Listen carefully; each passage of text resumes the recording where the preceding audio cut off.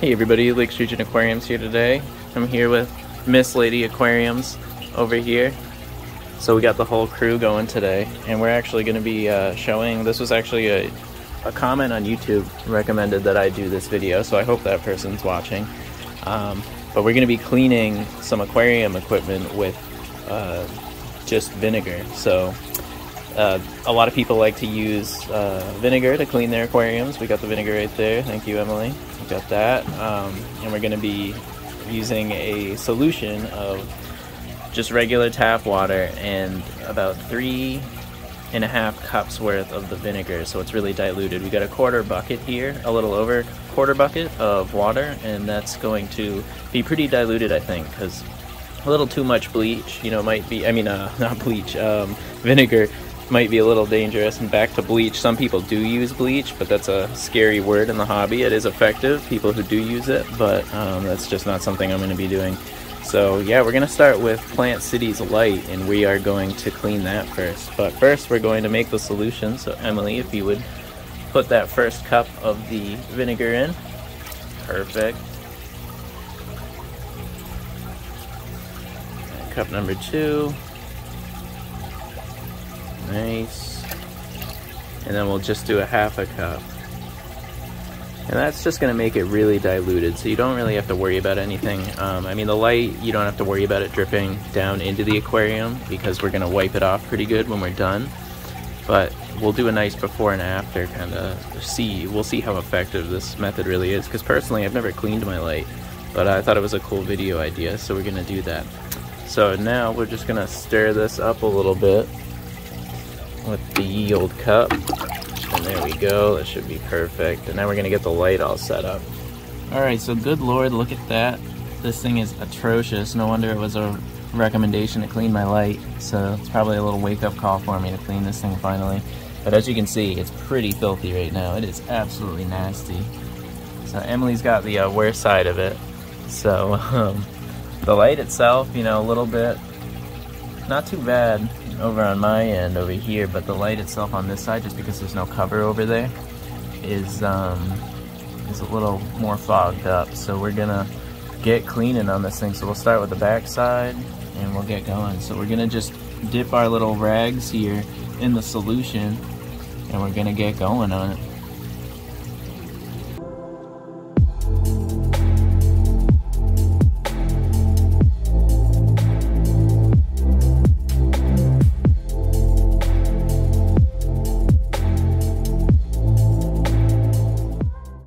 So if you look at that, that looks a million times better. You know, there's still a little bit on there, but it doesn't need to be perfect. But yeah, we'll hit the sides and the front now, and we'll get this thing nice and clean. It doesn't take long at all.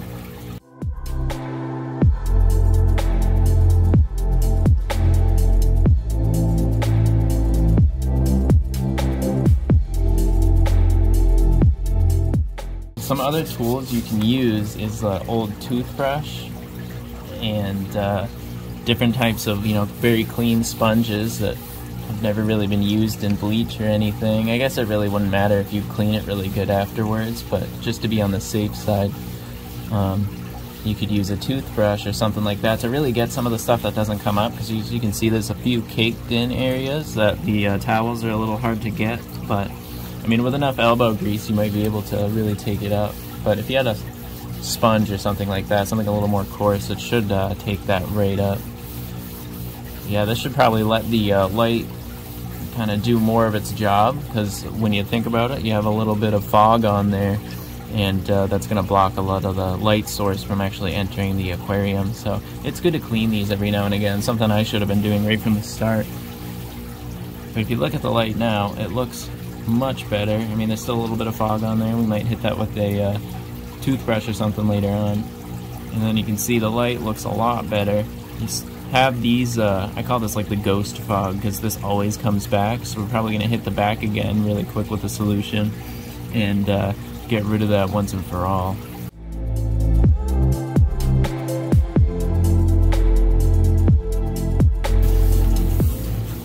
And obviously be careful when you're cleaning your light, because if you use too much elbow grease, you could always bust the thing, and you don't want that. These things are pretty expensive, especially if you're going with these heavy-duty plant lights like we're working with here. But yeah, pretty easy thing. I mean, it looks really good once it's nice and wet like that, but sometimes that fog comes back, so you just might want to clean it a couple times, and then you should be good to go.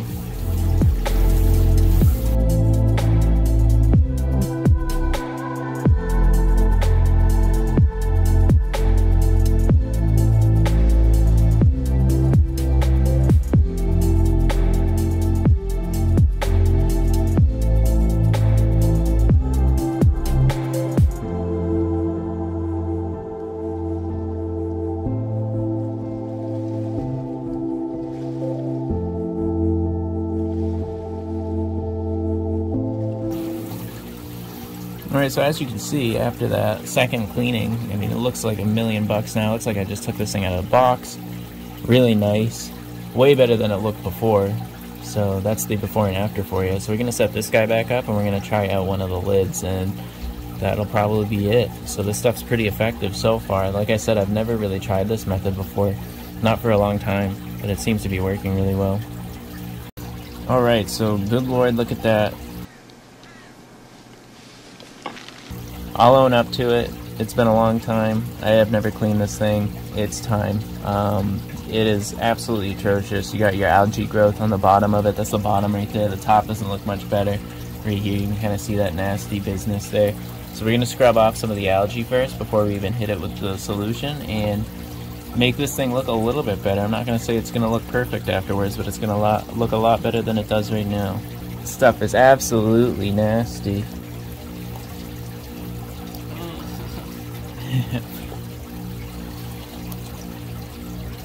Not everything's beautiful here at Lakes Region Aquariums. We have our flaws, definitely, when it comes to cleaning these lids and the aquariums themselves. That stuff. Open this guy up, get some of the loose stuff off first, just to make it somewhat easier. These poor rags going through this, huh? Whatever that is.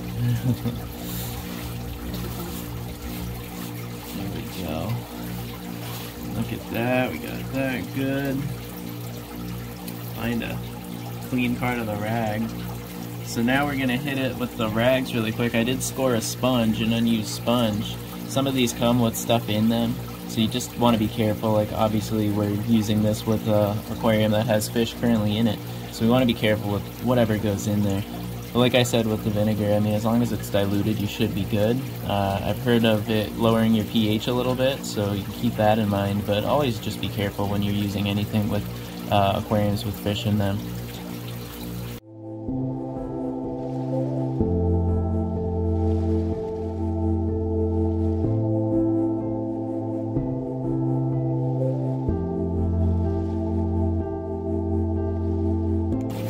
Now we're going to use a sponge now for this stuff that doesn't really come up with the rag. It looks a lot better, but we're going to try and make this thing perfect. So just going to kind of hit that. Now it's a lot more coarse, so you're going to have probably an easier time pulling up a lot of this stuff. It's still pretty tough, honestly. I mean, I'm sure a lot of people will kind of spray it down and let it soak for a while. That's probably really effective. It does not need to be perfect, though. Not for me, anyway. I mean, if you're a really neat freak, you could really go ham with this stuff. I'm just showing how this really works. So, but it's coming up. Now, if you're using this on an empty aquarium, which this all works totally fine in an empty aquarium, like let's say you just got a new aquarium and you want to set it up, but you just do the same exact thing that we're doing here. But you definitely want to be careful if it's an acrylic aquarium, because sometimes this really coarse stuff can scratch it up, because it's just that light plastic. So you just want to be really careful with that. So I'd probably stick with rags when you're playing with acrylic aquariums, just to be on the safe side, because I've seen them get scratched up from really minimal elbow grease using coarse material like this. Yeah, this stuff's really hard to get off. It's probably because it's been such a long time. If you did this on a monthly basis, you'd probably be in a lot better position. Comes off the plastic pretty good. But yeah, the glass over here, that's probably a lost cause. We'll just probably hit it. Not too long from now, we'll just keep hitting it.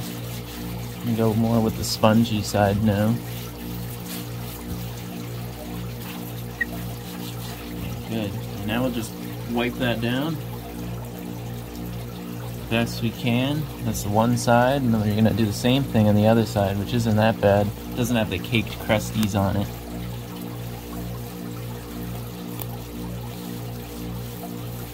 And it's really good to just wipe down all the excess stuff. Just, you don't want it like leaking into your aquarium or dripping in there afterwards. Just, you know, because I said it 1,000 times already, you got live fish in there. You don't really want to alter their environment anymore.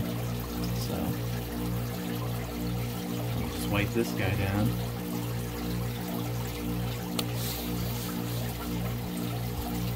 Look at that, it looks really good. Bottom's way better to clean. So yeah, always be careful when you're handling these glass things. I've sliced my hand open on them, but look at that. That's 1,000,000 times better. We still have some of the crusties on there. Nasty business, but that stuff will come out probably next time we do this. But I really just wanted to show the effectiveness of vinegar and how, you know, it's cheap to buy, and it really, it does do really well. I mean, look at that. That's beautiful right there. So we're going to put everything back together now, and I'll show them on the aquarium.